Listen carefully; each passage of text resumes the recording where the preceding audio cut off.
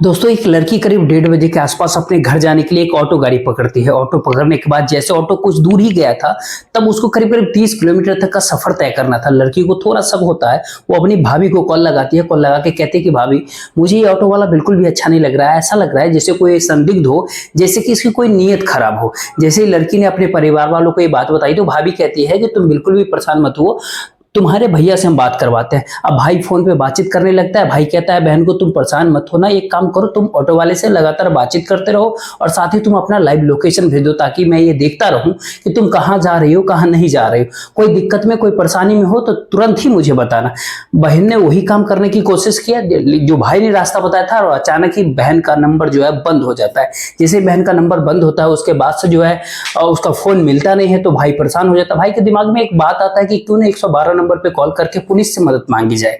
तुरंत ही पुलिस मदद भी करेगी, लेकिन पुलिस है जो कि शायद उतनी ईमानदारी से, उतनी शिद्दत से वो काम नहीं कर पाती है। और देखते ही देखते एक कत्ल हो जाता है। इस कत्ल की गूंज उस इलाके में, उस प्रदेश के मुखिया यानी मुख्यमंत्री तक पहुंच जाती है। और प्रदेश के मुख्यमंत्री होते हैं योगी आदित्यनाथ। जैसे उन तक ये बात पहुंचती है तो फिर मामला फिर अलग हो जाता है। जिसने कत्ल किया था फिर उसको एनकाउंटर में मार दिया जाता है। दरअसल इस कहानी को सुनने के बाद आप लोग भी सोचने पे काफी मजबूर हो जाएंगे कि कुछ लोगों की मानसिकता किस स्तर पर गिरी होती है। नमस्कार, मेरा नाम जितेंद्र कुमार, आप देख रहे हैं स्टडी सफर तक। आज की जो सच्ची घटना मैं आपको बताने जा रहा हूं, दरअसल यह घटना होता है उत्तर प्रदेश की राजधानी लखनऊ की। दरअसल अयोध्या के रोहानी एक जगह होती है, वहां के रहने वाली एक महिला होती है जिसकी उम्र करीब 30 साल के आसपास होती है। वो पढ़ी लिखी होती है, वो बीएड तक की पढ़ाई कर रखी थी। उसके पति जो होते हैं वो पेशे से दर्जी होता है। उसके 13 वर्ष का एक लड़का भी होता है। एक दिन वो अपने पति को कहती है कि तुम भी मेहनत करते हो, यदि मैं तुम्हारे साथ मिलकर के मेहनत करूं, अगर मैं भी पैसे कमाऊं, मैं भी नौकरी करूं, तो हमारा घर कितना अच्छा चलेगा और हम अपने बेटे को अच्छे से अच्छी शिक्षा दे पाएंगे। जैसे ही पति के पास इस तरह की बातें करती है, पति कहती है तुम पढ़ी लिखी हो, मुझे कोई एतराज नहीं है, कोई दिक्कत नहीं, अगर तुम्हें लगता है कि तुम्हें कहीं नौकरी लग जाती है तो तुम नौकरी कर सकते हो। तो फिर अयोध्या के इस रोहानी जगह के रहने वाली उस महिला ने आवेदन करना शुरू किया, फॉर्म भरना शुरू किया। एक दिन ऐसा होता है कि उसके पास एक कॉल आता है। 16 मार्च 2025 को उत्तर प्रदेश के बनारस से एक फोन आता है। वहां कहा जाता है कि आप यहाँ आइए, इंटरव्यू दीजिए, एक परीक्षा होगी, अगर आप परीक्षा पास कर जाते हैं तो हम आपका सिलेक्शन कर लेंगे। वो महिला 16 मार्च 2025 को जाती है बनारस इंटरव्यू देने के लिए, परीक्षा देने के लिए। और परीक्षा देने के बाद वो अपने पति को कॉल करती है और कहती है कि मैं यहाँ से परीक्षा दे करके तो निकल चुकी है, लेकिन मुझे एक रात अपने दोस्त के यहाँ रुकना है, फ्रेंड के यहाँ रुकना है। अगर तुम्हें कोई दिक्कत ना हो तो मैं वहां रुक जाऊँ। पति कहता है कि मुझे कोई दिक्कत नहीं, कोई एतराज नहीं है, रुकना चाहते हो तो रुक जाओ। उसके बाद महिला अपने दोस्त के पास रुकती है 17 मार्च को, और 17 मार्च को वहां से फिर निकल जाती है। और घर चलने के लिए जब वहां से निकलते हैं तो पता चलता है उसको रास्ते में जो बस पकड़ रही है, वहां पर 2 बस खड़ी थी। एक बस होता है जो अयोध्या के, लेकिन फिलहाल वो बस नहीं जाती, अभी उसको बस मिलने में काफी और समय लग सकता था। और एक जो और बस थी जो कि लखनऊ की तरफ जा रही थी। अब उसने अपने पति को कॉल किया, पति को कहा कि देखो यहाँ पर बस नहीं मिल रही है अयोध्या के लिए, और मैं इसलिए अपने बड़े भैया के पास जा रही हूँ जो कि लखनऊ में ही रहता है। उसका पति कहता है चलो कोई दिक्कत नहीं, कोई परेशानी नहीं, तुम आराम से लखनऊ चली जाओ, वहां 1-2 दिन रुक करके आराम से तुम घर आ जाना। जैसे ही पति ने पत्नी से इस तरह की बातें कही, पत्नी निकल जाती है अपने भाई के घर की तरफ। और आलमबाग जो बस स्टॉप होता है, 18 मार्च 2025 की रात करीब 1:30 बजे के आसपास वो उस बस स्टॉप पे आलमबाग में उतर जाती है लखनऊ के अंदर। और जैसे उससे बाहर वो निकलती है, सामने से एक ऑटो वाला आ रहा था। ऑटो वाला ने उसको देखा और देखते ही कहा कि बहन जी आप कहाँ जाओगे। जैसे ही ऑटो वालों ने उस लड़की से पूछा तो उस लड़की ने कहा कि भैया मुझे जाना है चिन्हट में, चिन्हट में एक जगह पड़ती है कमता। और कहती है कि बहन जी आपको पता है कि यहाँ से करीब वो 30 किलोमीटर दूर है, पैसों की बार्गेनिंग होती है ऑटो वाले से। और कहता है ठीक है, जैसे जैसे पैसे की बातचीत होती है वो पैसे की बातचीत तय हो जाती है। अब उसके बाद जो उस लड़की ने अपने भैया को कॉल लगाया, कॉल लगाने के बाद कहा कि वो आलमबाग बस स्टैंड से जो है निकल चुकी है, उसने एक ऑटो गाड़ी ले रखी है और अगले करीब 35-40 मिनट के अंदर अंदर जो है वो घर पहुंच जाएगी। और आप बिल्कुल भी परेशान मत होना। जैसे ही सफर शुरुआत ही हुआ था, अभी कुछ किलोमीटर का सफर ही तय हुआ था कि अचानक उस लड़की ने दोबारा अपने भाभी को कॉल लगाया। भाभी से कहा कि भाभी मुझे इस ऑटो वाले की कुछ आदत अजीब सी लग रही है, बात करने का ढंग उसका अजीब सा लग रहा है, बोलचाल भी का ढंग भी कुछ ऐसा लग रहा है जैसे कि वो नशे की हालत में हो। भाभी कहते तुम बिल्कुल भी परेशान मत हो, तुम्हारे भैया से हम अभी की अभी बात करवाते हैं। भाभी ने भैया से बात करवाया। भैया ने जैसे बातचीत किया, उसने कहा कि बहन तुम बिल्कुल भी घबराना मत, दरअसल कहाँ पर हो तुम बताओ। और वो कहते हैं मुझे ऐसा लग रहा है जैसे कि इसने रास्ता ही बदल दिया है। तभी भैया कहता कि मुझे बात करा ऑटो वाले से। जब ऑटो वाले से बातचीत की जाती है तो ऑटो वाला कहता है कि भाई साहब बिल्कुल भी परेशान मत हो, दरअसल जिस रास्ते की आप बात कर रहे हैं उस रास्ते पर मेट्रो का काम चल रहा है, और मेट्रो का काम चलने की वजह से हमने रास्ता बदल दिया है, जो कि रास्ता बहुत ज्यादा खराब था। आपको कोई दिक्कत ना हो, कोई ऐतराज ना हो तो मैं आगे बढ़ूं। वो कहता है कि ठीक है। जैसे ही इस भाई ने अपनी बहन को कहा कि तुम लाइव लोकेशन भेज दो, मैं देखता रहूंगा कि तुम कहां पहुंची हो कहां नहीं। अब रात के करीब 2:35 के आसपास का समय हो रहा था। वो आती नहीं है, नहीं दिखाई देती है। जो फोन पे जो बातचीत की जाती है तो फोन उठना ही बंद हो जाता है, यानी कि फोन तब तक स्विच ऑफ हो जाता है। अब भाई की टेंशन बढ़ जाती है। भाई ने फिर ट्राई किया, करीब करीब 10-20 मिनट तक वो लगातार फोन लगाता रहता है। सोचता है आखिरकार करे तो क्या करे। तभी उसके दिमाग में एक ख्याल आता है कि 112 नंबर पे कॉल करते हैं, पुलिस को खबर देते हैं कि हमारी बहन खतरे में है। और जैसे उसने रात के करीब 3-3:15 बजे के आसपास अपने बहन के लिए कॉल किया था पुलिस को, पुलिस इस मामले को इतनी गंभीरता से नहीं लिया। हालांकि पुलिस ने कोशिश की थी, लेकिन पुलिस ने उतनी शिद्दत उतनी ईमानदारी से कोशिश नहीं की। और यही कारण है कि फिर उसका भाई फिर अपने बहन को ढूंढने के लिए निकल जाता। पुलिस भी ढूंढ रही थी।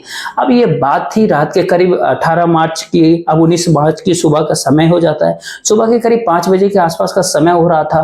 वाजिद नगर एक जगह पड़ती है, वहां पर सघन सहकारी समिति के पास एक इसरत बाग करके जगह होता है। उस इसरत बाग में जो है उस लड़की की लाश मिल जाती है। लाश मिलती है जैसे ही वैसे ही परिवार के लोगों का रो रो करके काफी बुरा हाल होता है। पति को जब पता चलता है तो पति का भी रो करके काफी बुरा हाल रहता है। पति पूरा कहानी बताता है कैसे कैसे घर से निकली, फिर परीक्षा दी, फिर सहेली के पास गई, फिर अपने भाई के पास आ रही थी। ये बीच में ये सब घटना हो जाता है। 13 साल का उसका लड़का था, उसका भी रो रो करके काफी बुरा हाल होता था। अब ये सोशल मीडिया पे काफी मामला वायरल होने लगता है, अखबारों में छपने लगती है। बताया जाता है कि उस लड़की ने अपने बचाव के लिए हर संभव प्रयास किया था। पुलिस से भी मदद मांगी गई थी, उसने लाइव लोकेशन भी शेयर की थी। आखिरकार इस पूरा मामला है क्या। जैसे ये हरकम मचता है तो उसके बाद पुलिस ने अपनी गलतियों को देखते हुए 6 पुलिस वालों को तत्काल प्रभाव से सस्पेंड कर दिया। और पुलिस ने ये प्रण लिया कि जितनी जल्दी हो सके इस घटनाक्रम को हम लोग खुलासा करेंगे। करीब 60 पुलिस अधिकारियों के 6 अलग अलग टीम बनाई जाती है, ये देखने के लिए कि आखिरकार पूरा मामला क्या, पूरा पड़ताल करना पुलिस शुरू करती है। पुलिस करीब 6000 सीसीटीवी कैमरे को खंगाला, और 6000 सीसीटीवी कैमरे खंगालने के बाद एक जगह पर दुमक्का के पास पता चलता है एक बिना नंबर प्लेट का एक ऑटो है जो लगातार चक्कर काट रहा है उसके आसपास। और जब वो आगे बढ़ता है तो काफी संभल करके आगे बढ़ रहा है, लेकिन पुलिस ने सोचा कि इसकी हिस्ट्री चेक करते हैं कि आखिरकार ये कहाँ से आया, कहाँ गया। जब उसका पूरा हिस्ट्री को चेक करना पुलिस ने शुरू किया तो उसके बारे में पता चलता है कि इसका कुछ ना कुछ तो रोल है। अब पुलिस तो ये अंदाजा लगा लिया था कि एक इस तरह का ऑटो है, इस तरह का रिक्शा है जो संदिग्ध है। साथ ही पुलिस ने ये देखना शुरू किया कि आखिरकार ये जो दुमगा के पास जो ये ऑटो देखा गया है क्या। फिर पुलिस करीब 5000 जो और भी नंबर जो थे ऑटो के, उसको ऑटो ड्राइवर के उस सभी नंबर को जो सर्विलांस पे लगा दिया। जैसे पुलिस ने ये देखना शुरू किया कि घटना स्थल पे जहां पर लाश मिलती है, डेड बॉडी मिलती है, वहां पर कितने नंबर एक्टिवेट थे उस डेट में, उस टाइम में। साथ ही दुबक्का जो जगह है क्या वहां पर भी वही नंबर एक्टिवेट होते हैं। तब छटनी करते करते पुलिस के सामने 2 नाम आता है। एक नाम होता है अजय कुमार द्विवेदी और दूसरा नाम होता है दिनेश कुमार। दरअसल ये दोनों सगे भाई होते हैं। अब पुलिस ने जैसे इनकी पड़ताल करना शुरू करता है, पड़ताल करने के बाद ये पता चलता है कि ये दोनों जो नाम है अजय कुमार द्विवेदी और दूसरा जो है दिनेश कुमार, ये रहने वाले होते हैं दुबग्गा के पास एक कॉलोनी पड़ती है बसंत कुंज योजना। बसंत कुंज योजना में जैसे ही पुलिस वाले पहुंचते हैं उनसे पूछा जाता है कि दिनेश या फिर अजय ये क्या करते हैं, तो पता चलता है जो अजय कुमार द्विवेदी है दरअसल वो ऑटो चलाता है। पुलिस ने जब उसके ऑटो को देखा, जो ऑटो संदिग्ध था वही ऑटो उसके घर पे दिखाई देता है। अब पुलिस पूछती है कि अजय कुमार और दूसरा जो इसका भाई है दिनेश आखिरकार है कहां ये दोनों। तो फिर उनके बारे में पता चलता है कि वो घर पे तो अभी है नहीं। पुलिस जब इनकी इतिहास को चेक करना शुरू किया तो पता चलता है कि अजय कुमार द्विवेदी के ऊपर करीब 22 अलग अलग तरह का मुकदमे दर्ज थे। जो उसका भाई है उसमें करीब 9 मुकदमे अलग अलग तरीके से दर्ज थे। ये हिस्ट्री सीटर होते हैं। पुलिस को इसकी तलाश थी। आखिरकार पुलिस ने कड़ी मशक्कत करने के बाद पुलिस को ये पता चल जाता है कि मलिहाबाद एक संभासी करके एक जगह पड़ती है, वहां पर एक बगीचे में जो है इस व्यक्ति के छिपे होने की आशंका थी जिसका नाम दिनेश होता है। दिनेश की लोकेशन लोकेशन के आधार पर पुलिस आखिरकार दिनेश को हिरासत में लेती है 21 मार्च 2025 को। और हिरासत में लेने के बाद जब उससे पूछताछ करती है, उससे बातचीत करती है, तो पता चलता है कि उसका बड़ा भाई है अजय कुमार द्विवेदी, और दरअसल वो नशे की आदी है और उसको नशे कई तरह का वो करता है, चाहे वो शराब हो, चाहे फिर कोई नशीली गोलियां हो। उसी के भाई ने बताया कि आलमबाग बस अड्डे पर जब रात के करीब 1:30 बजे के आसपास का जब समय हो रहा था, उसको एक लड़की बस स्टैंड से आते हुए दिखती है और उस लड़की को देखते ही उसका नीयत खराब होता है। उसके बाद वो अपने भाई को कॉल करता है, दिनेश को। दिनेश से कहता है कि मैं आलमबाग से निकलूंगा और नहरिया होते हुए यहाँ से कानपुर हरदोई हाईवे होते हुए बुद्धेश्वर एक जगह पड़ते, वहां से दोबग्गा चौराहे पहुंचूंगा और तुम जो आंधे की जो पुलिस आंधे की चौकी के पुलिस चौकी के पास तुम पहुंच जाना, वहां तुम मुझसे मुलाकात करना। जैसे ही भाई ने भाई को इस तरह का रास्ता बताया, वो पहले से वहां जाकर के इंतजार कर रहा था। इंतजार करने के बाद आंधे पुलिस चौकी के पास जैसे ही ऑटो रुकती है, लड़की को वहां पर कुछ भी नहीं पता था कि उसका अपहरण कर लिया गया है। जैसे ही भाई सामने दिखाई पड़ता है, अब अजय तुरंत ही अपने ऑटो से उतरता है। उतरने के बाद वो पीछे जाके बैठता है, अपने भाई दिनेश से कहता है कि तुम अब ऑटो चलाओ। लड़की ने वही देखा, अंधे पुलिस चौकी है, पुलिस चौकी को देख करके वहां पर काफी अंधेरा भी हो रखा था। उस लड़की ने काफी जोर जोर से चीखना चिल्लाना जैसे ही शुरू किया है, तुरंत ही अजय ने उस लड़की को पीटना शुरू कर दिया, उसका मुंह दबा दिया। अगर कहा कि तुम चीखना चिल्लाने का प्रयास किया तो तुमको यही मार देंगे। तो उसके साथ बहुत ज्यादा बदसलूकी करना शुरू कर देता है, मारपीट करने लगता है। उस लड़की के जो मुंह होता है उसके कपड़े से काफी जोर से बंद कर देता है ताकि वो चीख ना सके, चिल्ला ना सके। लड़की जिद करना शुरू किया, वहां से बचने की तमाम प्रयास लड़की करने लगी। अजय ने अपने भाई दिनेश से कहा कि जितनी जल्दी हो सके तुम ऑटो को जंगल की तरफ तेजी से भगा करके लेके चलो। अब यहाँ से कसमंडी से ये मलिहाबाद करके एक जगह पड़ती है उत्तर प्रदेश के भीतर, उसी में एक वाजिद नगर है और वाजिद नगर के पास एक आम का जो है बाग होता है, इस रथ का बाग बताते हैं। तो ये ऑटो जो है वहां पहुंच जाता है। अब लड़की रास्ते भर में पूरा विरोध करती रही ताकि उसके साथ कोई गलत काम ना हो जाए, कोई गलत हरकत ना हो जाए।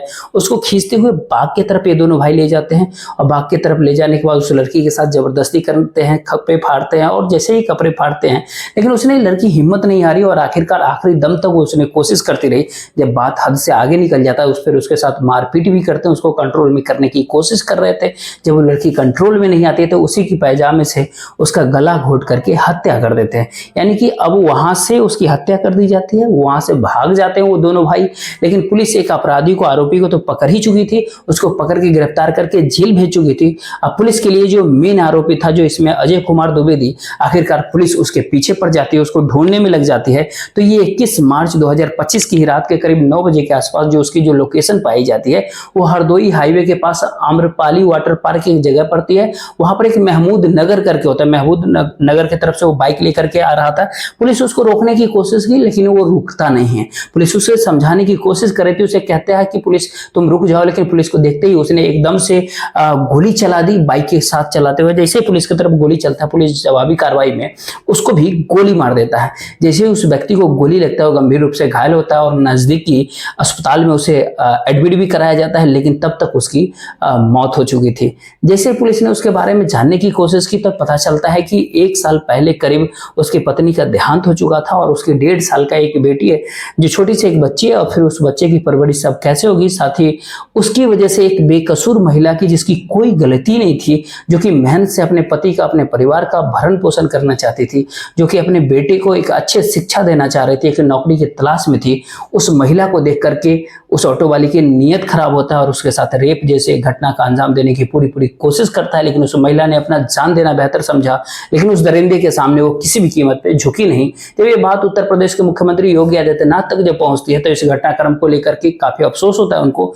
और इस मामले की जांच पड़ताल जब की जाती है, तो पता चलता है कि आखिरकार वो व्यक्ति खुद हिस्ट्री सीटर होता है। पुलिस ने उसको सबक सिखाने के लिए हमेशा के लिए मौत की नींद सुला दिया। दोस्तों, इस पूरे घटनाक्रम सुनाने का उद्देश्य आपको परेशान करना नहीं था, नहीं आपका दिल दुखाना था, बल्कि आपको जागरूक करना था, आपको सचेत करना था, आपको बताना है, आपको जताना है कि आप जहां भी रहे सुरक्षित रहे और अपने परिवार वालों का हमेशा ख्याल रखें। जय हिंद, जय भारत।